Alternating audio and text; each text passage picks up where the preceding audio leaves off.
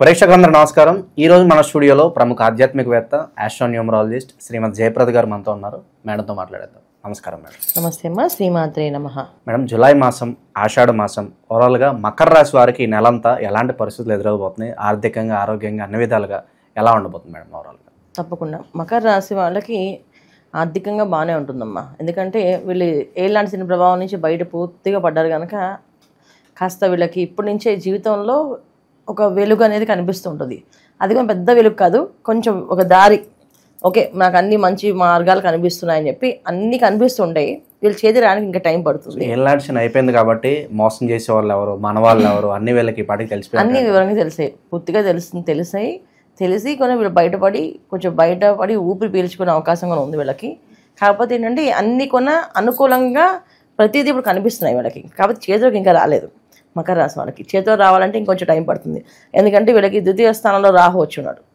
So Rahu ఉండడం వల్ల ఏంటంటే కాసంత జరగదు, ఇక అవ్వదు, ఇవన్నీ వినడం తప్ప వేస్ట్, మనము ఏ పని అవ్వదు అనే ఫీలింగ్ కొంచెం ఎక్కువగా తెప్పిస్తుంటాడు. ఎందుకంటే ఎప్పుడు వాయుతత్వమైన ప్లానెట్ అది. సో వాయుతత్వమైన ప్లానెట్ ఒక పొగ రూపంలో ఉండే రాహు. శని భగవాన్ దగ్గర కూడా వాయుతత్వ గ్రహం.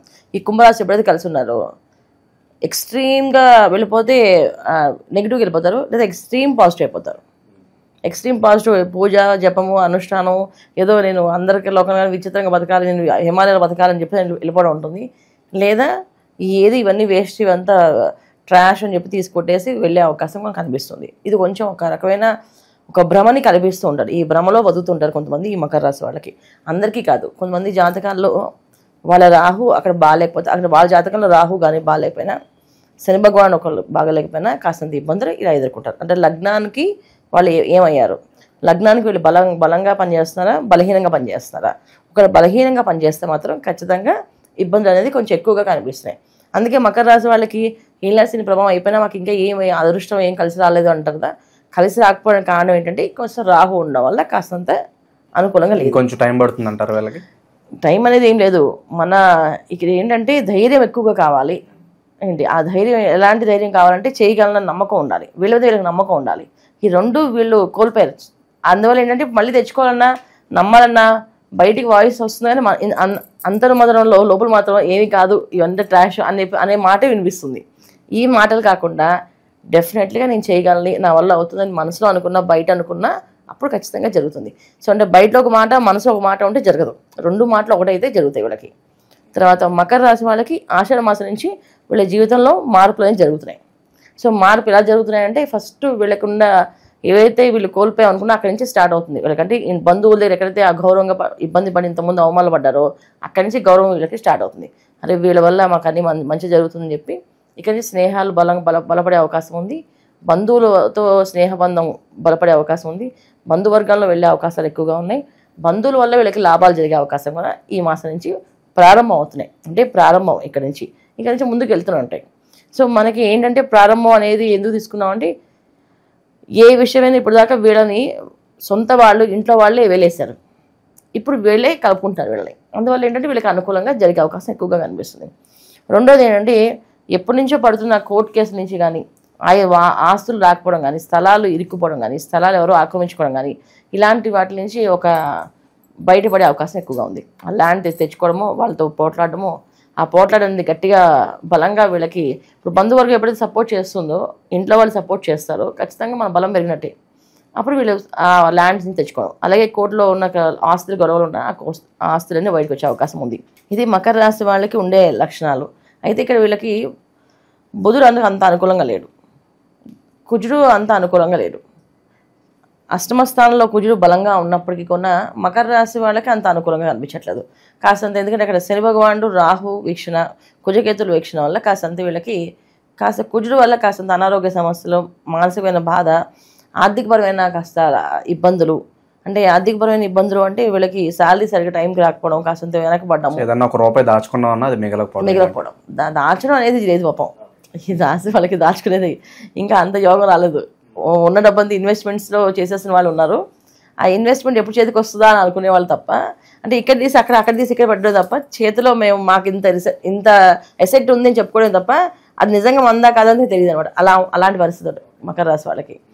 సో కుజుడు కొంచెం అనుకూలంగా లేరు కనుక ప్రతికూలంగా కనిపిస్తున్నాడు కనుక కాస్తంత అనారోగ్య సమస్యలు, కాస్త ఆర్థికపరమైన ఇబ్బందులు, కాస్త ఆరోగ్య విషయంలో కొంచెం జాగ్రత్తగా తీసుకోవాల్సిన అవసరము.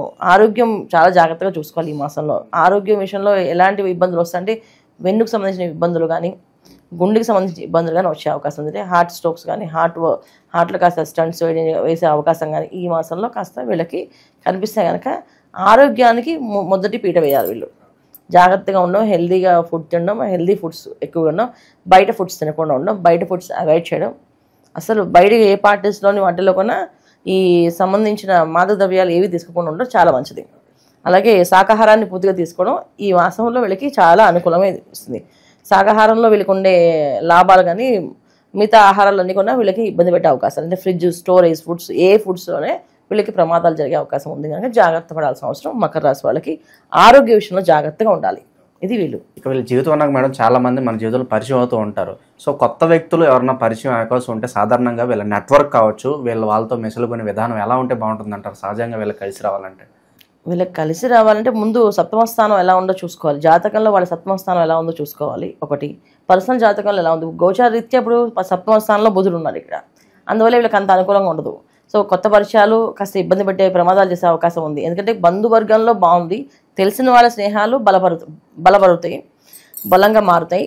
అలాగే కొత్త వాళ్ళ స్నేహాలు కాస్త బలహీనంగా తీసుకెళ్లే అవకాశము, తప్పుడు దారిలో వెళ్ళే అవకాశం, తప్పుడు ఆలోచన చేసే అవకాశము, ఈ అవకాశాలు ఉన్నాయి. ఎందుకు సప్తమ స్థానంలో బుధుడు అంత అనుకూలంగా ఇవ్వడు. ఖచ్చితంగా అది కర్కాటకంలో బుధుడు కదా, వీళ్ళకి కాస్త అంత ఇబ్బంది పెట్టేస్తాడు. అందుకని జాగ్రత్త పడాల్సిన అవసరం. నిరుద్యోగులు మంచి శుభవార్త వినాలంటే ఎంత సమయం పట్టొచ్చు అంటారు మేడం?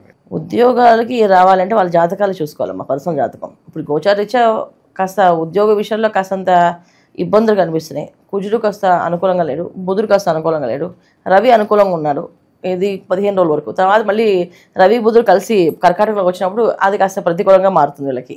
అది కూడా కాస్త ఇబ్బంది ఉంటుంది. జూలై 1st వీక్ నుంచి 2nd వీక్ వరకు వీళ్ళు ఏదైనా ప్రయత్నాలు చేస్తే ఉద్యోగాలు వచ్చే అవకాశం ఉంది. అది లాభదాయకమైన ఉద్యోగాలే. అంటే వీళ్ళు అనుకున్న పోస్టులు ఏవైతే అనుకున్నారో ఆ పోస్టులు రావడం, ఉన్న పోస్టుల నుంచి ప్రమోషన్స్ రావడం, ఇవన్నీ కూడా ఈ జూలై 15 వరకు అనుకూలంగా ఉంది. జూలై 15 తర్వాత కాస్తంత ప్రతికూలంగా కనిపిస్తున్నాయి. అందుకని ఏమైనా ప్రయత్నాలు ఉంటే అది ముందే చేసుకోవాలి వీళ్ళు. కాస్త ఇబ్బందికర పరిస్థితులు ఉన్నాయి కాబట్టి ఎలాంటి దైవారాధన, ఎలాంటి పరిహారాలు వీళ్ళకి బాగా కలిసి వస్తుంది అంటారు మేడం? మరి ప్రతిరోజు వీళ్ళు గణపతి ఆరాధన చేస్తూ ఉండాలి. ఎక్కువగా తెల్లవారుజామునే సూర్యోదయాన్ని పూర్వం నిద్రలేచి గణపతికి ఆరాధన చేస్తూ, అంటే గణపతికి పూజ, గణపతి అష్టోత్తరం, గణపతి అదన శ్రీషం, గణపతి షోడశనామాలతో పూజ, గరికతో పూజ, లేదా ఉండ్రాలు పెట్టి గణపతికి అసలు బెల్లం నైవేద్యం పెట్టి, స్వామి మాకు ఇంతే వచ్చు, ఏదో ఒక నచ్చిన మంత్రాన్ని చదువుకోవడం, ఇలాంటివి ఏ చదివినా సరే అనుకూలంగా వీళ్ళకి జరుగుతుంది. సో గణపతి మంత్రాన్ని గం గణపతే నమః, గం గణపతే నమః అనే మంత్రాన్ని కంటిన్యూ చేసుకుంటూ వెళితే జీవితంలో అన్ని అనుకూలంగా సాగే అవకాశం ఎక్కువగా ఉంది మకర రాశి వాళ్ళకి. సో ఓవరాల్గా ఈ రాశి వాళ్ళందరూ కూడా గోచార ఫలితాలు ఏ విధంగా ఉన్నాయో మేడం తెలియజేయడం జరిగింది. ఇలాంటి సంఘటనలే మీ జీవితంలో జరుగుతుంటే ఒక్కసారి పర్సనల్ చాట్ చెక్ చేయించుకోండి. సో మీ సమస్యకు తగిన పరిష్కారం మేడం ఇవ్వడం జరుగుతుంది. ధన్యవాదాలు.